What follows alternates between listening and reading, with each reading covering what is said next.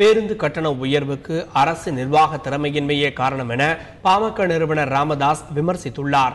பேருந்து கட்டண உயர்வுக்கு எதிர்ப்பு தெரிவித்து பாமக நிறுவனர் ராமதாஸ் தலைமையில் விழுப்புரம் மாவட்ட ஆட்சியர் அலுவலகம் அருகே கண்டன ஆர்ப்பாட்டம் நடைபெற்றது. இதில் பாமக நிர்வாகிகள் மற்றும் தொண்டர்கள் ஏராளமானோர் கலந்து கொண்டனர். அவர்கள் பேருந்து கட்டண உயர்வுக்கு எதிராக கண்டன முழக்கங்களை எழுப்பினர்.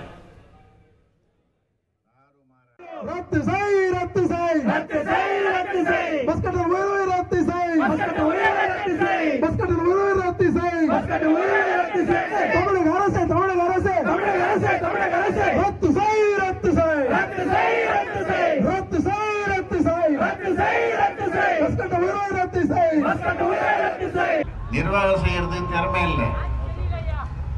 எங்கோ ஊழலோ ஊழல் ஊழலோ 35,000 பேர் இந்த 5 வருஷத்துல வேலைக்கு வச்சிருக்காங்க. அதிகமா வேலை வச்சிருக்காங்க. ஒரு பஸ்ஸுக்கு 3.4 பேர் தான் போதும். ஆனா இவங்க வச்சிருக்கிறது 6.24 6 பேருக்கு மேல ஒரு பஸ்ஸுக்கு. ஏன்னா வருஷம் இவங்க கண்டக்டர் டிரைவர்னு போட்டு ஒரு கண்டக்டர் டிரைவருக்கு எவ்வளவு லஞ்சம் வாங்குறாங்க? எவ்வளவு? 5 லட்சம். 5 லட்சம் கொடுத்தா கண்டக்டர், 5 லட்சம் கொடுத்தா டிரைவர், 7 லட்சம் ரூபாய் டிரைவர். இப்படி வாங்குறதுனால நஷ்டத்துல போகுது. எல்லாமே நஷ்டத்துல போகுது.